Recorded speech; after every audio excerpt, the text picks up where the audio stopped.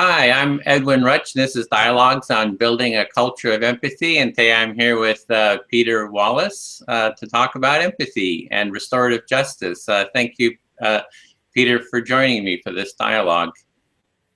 No, I'm really excited to be part of your project. Yeah, and you're in the UK. Let me just introduce you. You're a senior practitioner in restorative justice for the Oxfordshire, is that how you pronounce it, Youth Offending Services?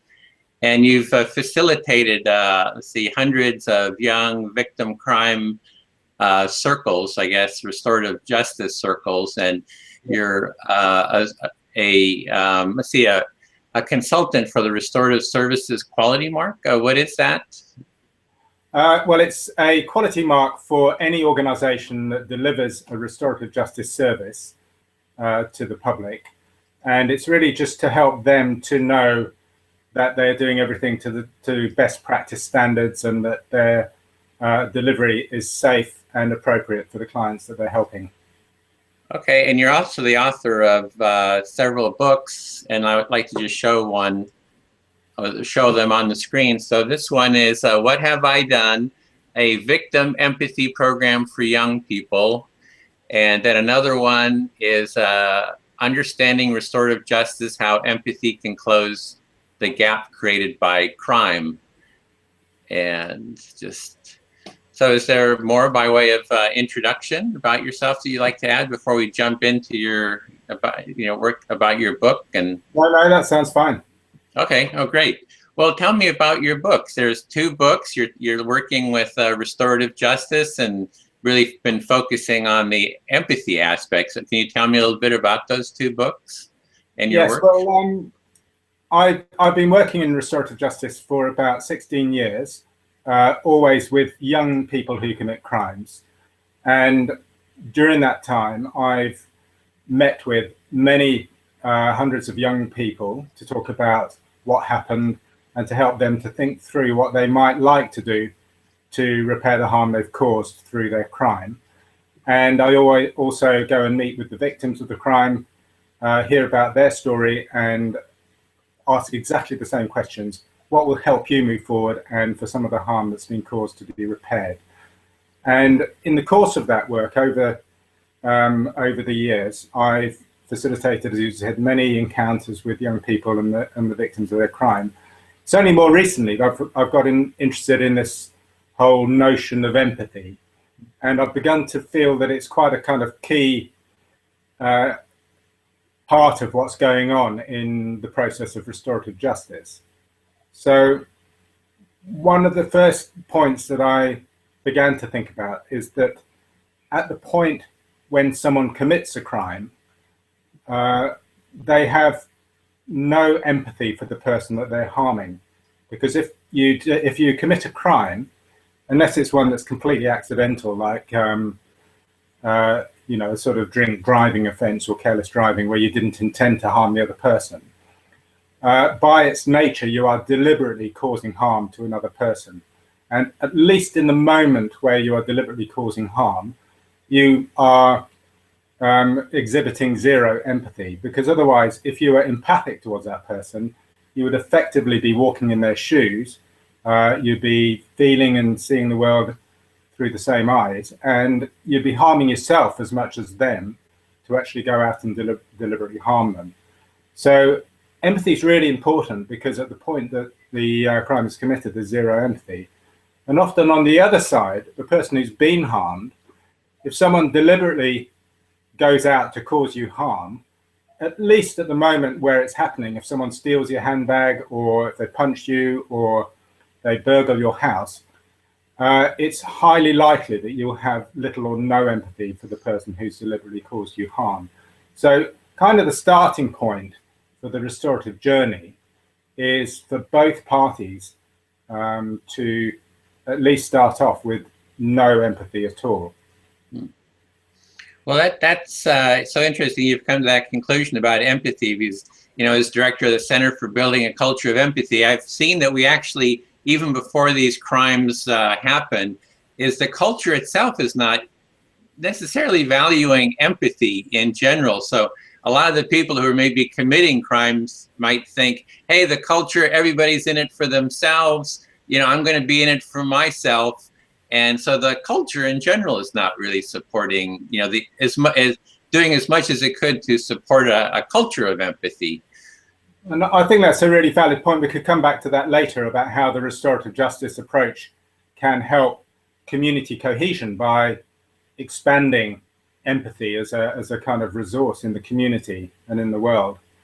But just to go back to why the person who causes harm has no empathy, and there's really two situations. One is that the person could lose empathy just for that person or just in that moment. So they may be quite an empathic person normally. They may even be very empathic towards other people on the scene. But for some reason, and it's often to do with maybe being in a crowd, maybe being irritated or anxious or not having had enough sleep, or they feel aggrieved, they feel ashamed. There's many reasons why anybody's empathy can dip for another person very quickly. So if you imagine kind of if you're driving along and someone cuts in front of your car, you can immediately feel very unempathic towards a person who's just in front of you. And I think in the same way, a dip in empathy that can lead someone to commit a crime could be quite a sort of temporary loss of empathy, which can come back. Or the other thing is, it could be a much more of a personality trait. And I think there's a really interesting bit of research by Simon Baron-Cohen from Cambridge University. I think many of your listeners will know of him. He's written a book called 0 Degrees of Empathy. And he recognizes that there's a whole range of people's capacity to experience empathy in a normal population. And it comes out as a kind of bell curve. So most of us have a fairly good capacity for experiencing empathy, but there's a small proportion of people who don't have that capacity. And he identifies two types. He identifies people on the autistic spectrum, some of whom find it very difficult to put themselves in another person's shoes and to really get the cues that another person is giving in terms of their thoughts and feelings. And the other group is, I think he calls them people with a psychopathic disorder, where usually because of early childhood trauma or poor attachment, really unhappy experiences in their childhood, they haven't been brought up to develop healthy empathy. So by the time they're adults, they haven't gone through the normal development process. And he has measured people's brains and worked out that the empathy circuit for that small group of people in the population hasn't developed properly, and they haven't developed healthy empathy.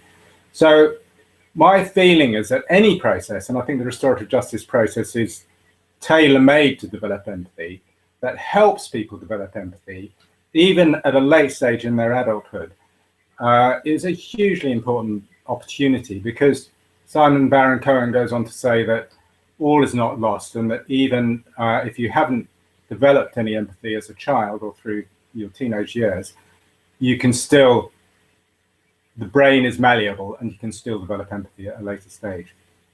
Okay, so what I'm hearing you say there is that the restorative process actually brings people together. Maybe have that empathy gap, that this process will help facilitate empathic connection.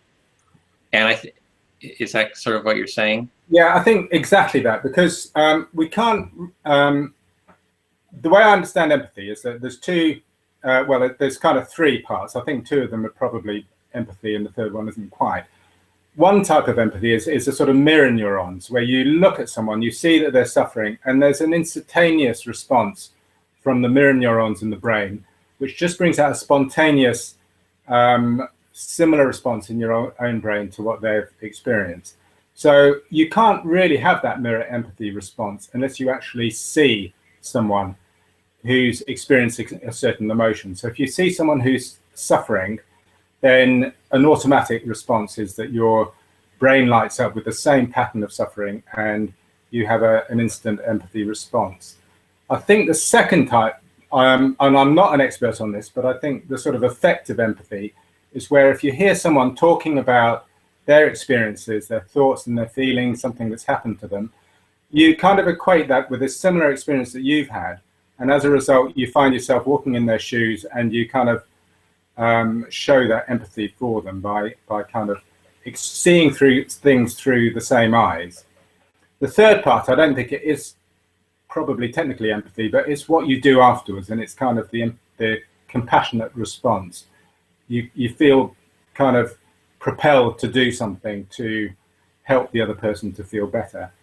And I think why those are really important is that the restorative approach is all about helping people to gain information about the other person. So at the point that the crime has been committed, there's an empathic gap between the person who commits the crime and the victim of the crime. Often the perpetrator will run away, they will hide, they won't turn themselves in, they might avoid the area where they committed the crime in case they get caught. Perhaps the victim of the crime doesn't feel safe and is hiding themselves away in their home. Often, if the perpetrator does get caught and goes and the police arrest them, the police will actually tell them to keep away from the people that they've harmed. So the state comes in and actually, for the protection of the victims, will actually exacerbate that gap, the empathic gap, so that the two people might as well be on different sides of the planet. And then further into the criminal justice system, if the perpetrator ends up in prison, for example, that's the ultimate gap. So they will be sitting in a cell. They have absolutely no idea what the person they've harmed is going through. And so how can they possibly develop an empathy response? They may try and imagine it, but that's a very sort of second-hand process. And likewise, the person in the community, the victim of the crime, really doesn't know anything about what's going on in the mind of the perpetrator. They often assume that they don't care because they showed a great deal of non-caring when they committed the crime.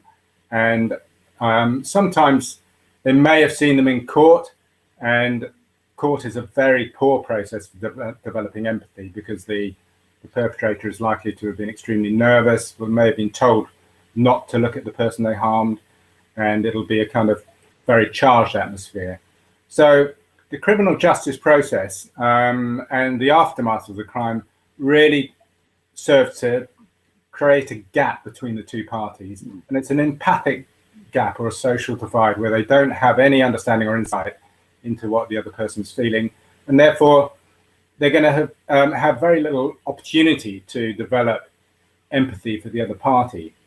And the restorative process is really about a slow journey of closing that gap, or trying to close that as far as it possibly can in the circumstances, by sharing information between the two parties, and then maybe, if they wish to, helping them to come together in a restorative meeting. Well, that's what your book is about. Looking through it was Understanding Restorative Justice, How Empathy Can Close the Gap Created by Crime. So what I saw is you're showing how that gap is closed. Chapter 1 is there's 0 levels of empathy. You're kind of showing how the process by which this gap is closed. And looking through some of your online papers, I saw this one here, which I'll bring up, which I think models the gap, right? That's so you're showing. Would you like to explain that? Maybe go through how you're seeing this gap being closed? Yeah, it's a slightly complicated diagram, but if you look at the bottom axis, it's the empathy, and I've kind of made it a bit like a mirror. So high empathy is in the middle of it, and then the whole of the right-hand side of the diagram is the victim's journey, and the whole of the left-hand side of the diagram is the journey of the person who caused the harm. And you can see that they both start off with a large gap between them, this empathy divide I was talking about. And often through the criminal justice process, at least until they're sentenced, the perpetrator's sentence, there's a big barrier between them, and they may have no opportunity to communicate or to develop empathy. What tends to happen is that in the early preparation stages for restorative justice, someone like myself, the practitioner or the facilitator or the volunteer, will go and talk to one party, hear their story and hear what happened from their perspective, and then maybe share some of what they've said with that permission to the other party, So little bits of insight, little bits of information are being shared. And you can see that the two lines are coming closer together as you go further up the graph.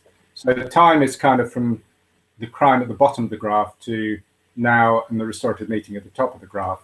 And through that journey, the two sides are coming closer and closer together, and the gap is starting to close. In terms of one of the books that I wrote, the one you showed earlier, is a victim empathy course. And I think the point about that is that often, this was written for young people, but people who deliberately cause harm develop all sorts of excuses and ways to minimize the harm that they've caused naturally in order to try and feel better about themselves. So they may try to shift the blame. They may try to make out it wasn't as bad as, it's been made out. They may have excuses like they blacked out or they were drunk at the time. Any way that they can do to try and maintain their own sense of worthwhileness as a human being and to ameliorate some of the shame they may be feeling. But in order for the restorative journey to continue, they really need to take responsibility for the harm that they've caused.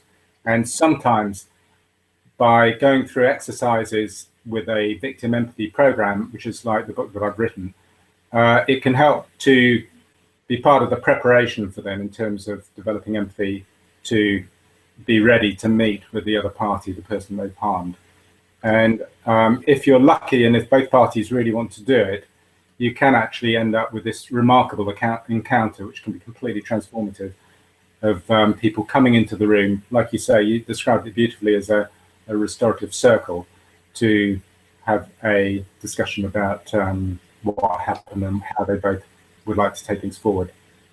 So what I'm hearing there is when you have a victim and offender, that you first go and talk to each one separately, so you're sort of empathizing with them, kind of as a facilitator. You empathize with them, and you sort of model the empathy by listening to each side, and that then you sort of prepare them, and then you bring them together, and then you have a shared dialogue. How does that dialogue, like when you bring people together, them together, is it just the victim and offender, or are there more other people, or how does that process work?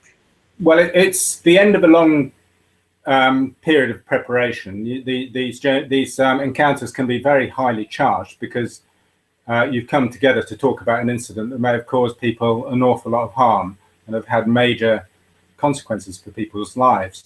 So you have to prepare people to know what to expect and to think about how they want to express what they feel they need to express.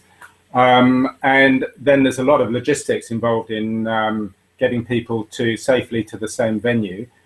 And then I think it needs quite a skilled facilitator. And, I've written a training course for facilitators in youth justice in England.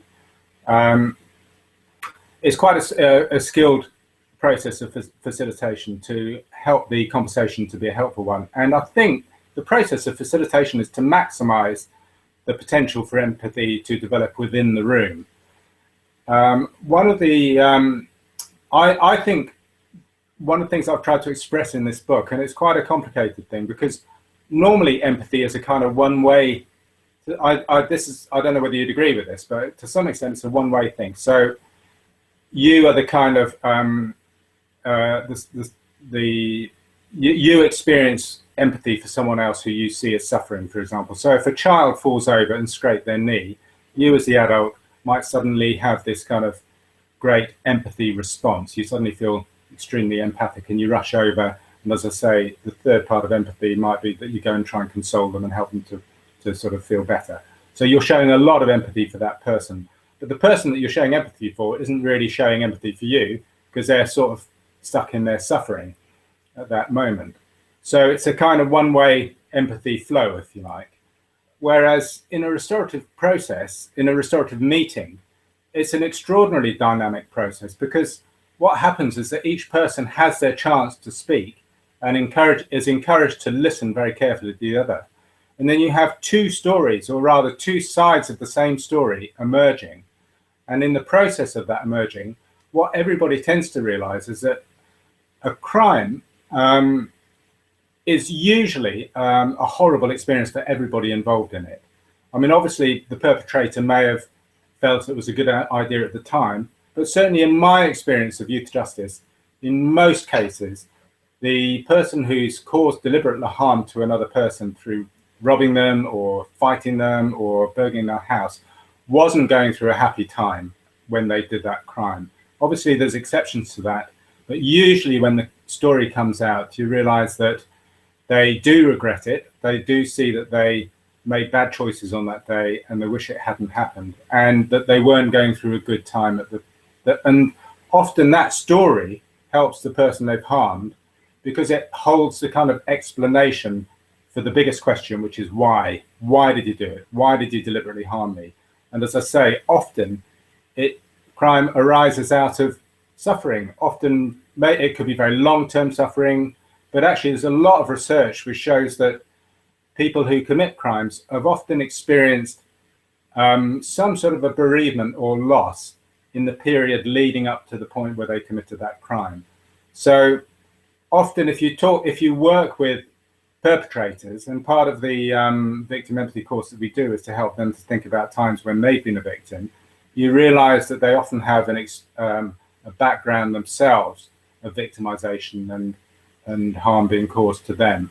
And for the victim, that really it doesn't always, but it can help them to understand, but also to experience empathy. So extraordinarily, the person who's been harmed, the victim of the crime, can start to experience empathy towards the person who harmed them. And certainly the person who caused harm, when they hear about the damage that they've caused and how far the ripples have spread, can start to experience empathy for their victim. So you get a kind of dynamic unfolding. I call it in the book resonant empathy, because it almost feels like both parties are responding to the empathy response in the other party because of this growing level of insight and understanding that's coming about. They can both see that possibly if they'd been in the other person's shoes, they would have experienced exactly the same thing, and they might even have acted in exactly the same way. Well, yeah, what you're addressing, I was hearing is there's this sort of this one-way empathy kind of notion of empathy, and sometimes it's even called individualist empathy, where you see it, you're an individual and one person is an individual and kind of empathizes with another.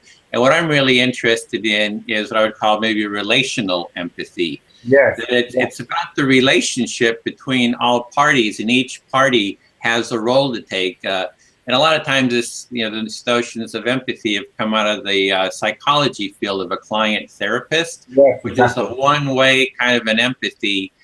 And, I'm looking at how do we foster like a society that has a value of empathy in all parties, and each party can do something to facilitate. Even the person that's being listened to can share their feelings in such a way that can help foster empathy between the two. So I really, appreciate what you're talking about with that, bringing all parties together and everyone has a role, and there's this mutual deepening of the whole field of empathy between all the parties.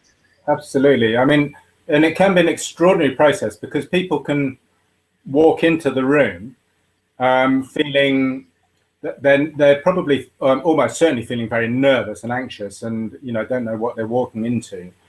Part of the kind of skill of the facilitator, it's going to sound a little bit odd, but you don't share everything about the other person as you're leading up to the restorative justice meeting, because you don't want to kind of steal the thunder from what the other person might say.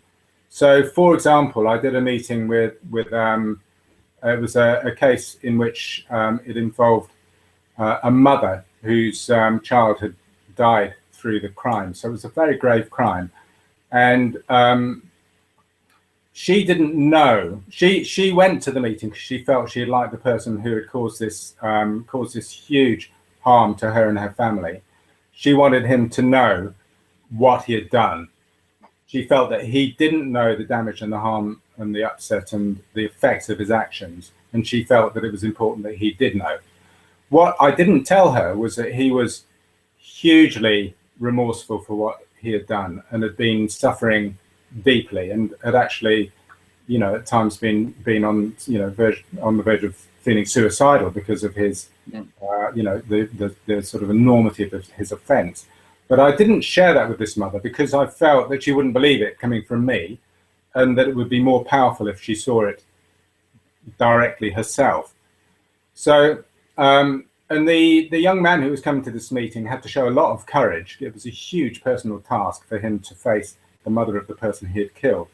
So he was naturally incredibly nervous, and he was going into this meeting expecting that she would want to hurt him, to hit him, because that's what he felt would be a natural response from her. So both of them were coming into the meeting feeling highly anxious, and probably with sort of lower levels of empathy for the other person, simply because they were walking into the unknown and they just didn't know what to expect. And the extraordinary thing is that once they got into the meeting, the mother immediately saw that this boy was suffering, and she hadn't expected that. So she immediately called a break on the meeting and asked me to have a word with her outside. And she said to me, "He's really suffering, isn't he?" And I had to sort of acknowledge that what she was seeing was true. And I think what had happened was that she had had that instant kind of mirror neuron response. And as a mother, all of her sort of empathy circuits in her brain had kind of lit up.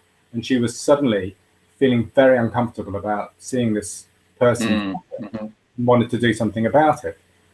And for the rest of the meeting, once she came back into this restorative meeting, the two of them were holding hands and consoling each other. They really needed to share the story because it was their personal story. It was, they were understanding and hearing about the other side of the story, and she had some questions that only he could answer, and she had a need to sort of tell him what the impact of what had happened had been on her and her family. But at the end of the meeting, they had a huge hug, and she came out of that meeting really, well, she told him towards the end of the meeting, I really don't want you to suffer anymore. I can see that you've been suffering, and I want you to go and have a good life. I want you to have a family of your own and to get a job and to be a good citizen, because I don't want further suffering to come out of this awful tragedy. So what I was going to, the point I was going to make from that is that from a starting point, even at the beginning of the meeting, within an hour, a huge amount of empathy developed within that meeting. I think it's very important for me to say at this point that that was a particular circumstance, and that each crime has its own particular unique set of circumstances, and each person has to find their own way forward after they've committed a crime or been harmed by a crime. And there's no one size fits all, and certainly restorative justice, I feel, should be offered in every case, but really it's for people to choose what they feel they can manage or they would like to do. It's very much a voluntary process. So I don't want anyone to listen to what I've been saying and feeling, that they should go down a particular way. There's no should about it. I think the only should really is that it should be available for people if they want to take it forward as an option. But certainly no one should feel under any pressure or feel they're somehow a lesser person if they can't find it in themselves, or it doesn't feel right to go and enter into this restorative process. Well, maybe I can add, when we started talking, I was talking about the society and empathy. Maybe we could go to that point, because I see, if we use the metaphor of a crime happening at a point in a stream, right, that there's the upstream, like what's going on upstream. And one thing I do is something called empathy circles. And they're a circle process using some of the empathic listening approaches, but it's done before there's even like a conflict. That like in my family, I've done mediation in real time, facilitating a conflict. But now our family has periodic family empathy circles where we use empathic listening. We bring up family topics, and so we're sort of like using the tools, the processes that you might do in restorative justice, but we're talking about it being like a family empathy circle, and we have like dialogues about just family issues, and you'll see within the field of the family, you can see little issues kind of bubble up into the awareness, and they kind of get, there's in a safe container, and they get kind of like headed off. They start getting addressed before they kind of turn into explosions, or the pressure builds up. So I think there's kind of that aspect, and there's also something else that was coming up, was that gap that you talk about. I think that gap is like painful to people. There's an alienation in that gap. So people are suffering, at some level, they're suffering just because they don't have that sense of connection with someone. And we're sort of like biologically wired to have that sort of suffering, that pain, by not connecting, with our common humanity. So I'm wondering what comes up around that. Yeah, I think absolutely. One of the questions always I find as a facilitator is to ask, why on earth would people want to meet? Why, if you've deliberately harmed someone else, why would you want to meet them again? And if someone's deliberately harmed you and committed a crime against you, why would you want to sit down in the same room as them? And it's almost like you say, there's a kind of invisible pull, that a need for connection. And I think it's because the other person holds the other half of the story of an incident or a crime or a significant situation. So I've been amazed that there is this almost a kind of magnetic pull that you can see, that if you're a skilled facilitator, often people come up with the idea of restorative justice themselves. So you'll be using that empathic listening, and they'll say, oh, well, the only really, you talk about what do you need to feel better, and they realize that the only thing that can really hold the key to them feeling better is to get into communication with the other person. And I think one of the things that's going to really help restorative justice, as you say, is if it becomes better known in the communities and in the country and across the world, so that people naturally think of it as an option. And the more it's out there, and the more it's a kind of normal process that people know about, the more it's helpful, and it doesn't seem quite such a sort of a big step to take. And I think the other thing that you mentioned, I think is really interesting, is about the way in which what we've learned from restorative justice in terms of processes and the values and the principles that underpin it, and some of the techniques that we use, is that they can be used in a proactive way to address conflicts. And there's a lot of interest in the UK. I don't know whether you've heard about it, where we talk about restorative organizations. So if you're a restorative organization, for example, you might start a team meeting or a planning meeting or a supervision session with a checking in and checking out. And it's really helping. It's a time for people really to listen deeply, to share what's going on, for them to check in about stuff that's happening. And it's exactly as you said, it's a way of diffusing things. It's kind of dealing with things while they're small before they become big and become more of a sort of difficult conflict. So I'm very much part of I'm actually part of a little group of practitioners in England who are looking at what the features, what you might see, or what you might see different about an organization that aspires to work in a restorative way, so that all of the relationships within that organization are ones in which they're based upon a kind of restorative principles and practices. Well, one problem I've had with restorative justice in terms of the framing is that the justice system, at least here in the United States, is based on certain premises, one of individualism, of retribution, and of sort of like a competition towards the truth, right? That it's a gladiatorial space where you hire your gladiator, which is a lawyer, who sort of like battles it out, and is a way of coming to the truth. And the restorative justice process is very different. It's about this mutual dialogue, sort of a circle of equals, and of coming to the sort of a truth or a deeper connection, working instead of working towards necessarily just punitive outcome. and external judgment and a punitive outcome, you're looking at creating connection and understanding, and then maybe mutual action out of that. So it's like a different set of values.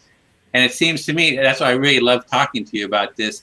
It seemed to me as well that it is the empathy that's at the core of this restorative process. And if we can start creating an empathic culture to begin with empathy being the sort of the norm, the cultural value, that we head off so much of the conflict, and start learning these processes before there's even a problem. So, which sounds like what you're trying to do with your group. Absolutely. And I think empathy, I think it's the book I mentioned by Simon Baron-Cohen, he talks about empathy being one of the most precious resources in the world. And I think anything that can be done to, enhance or develop the amount of empathy that there is between people, then, as you say, it will help to sort of fend off conflict before it happens. Okay, well, great. Well, this has been a wonderful discussion. I enjoy it so much. We have a group now that's wanting to generate dialogue here between the police and the Black Lives Matter in the community. So we can have empathy circles, with dealing with like social issues like that too. So I think that's like an extension of this model. So and your articulation and laying this out is so clear. So it's really appreciate your approach and how you're addressing this. So would love to stay in contact, and yes, thank you. Yeah, and thank you for giving me the opportunity to talk about my sort of emerging thoughts on empathy and restorative justice. It's been a great pleasure talking to you. Oh, and is there a website or any way of contacting you?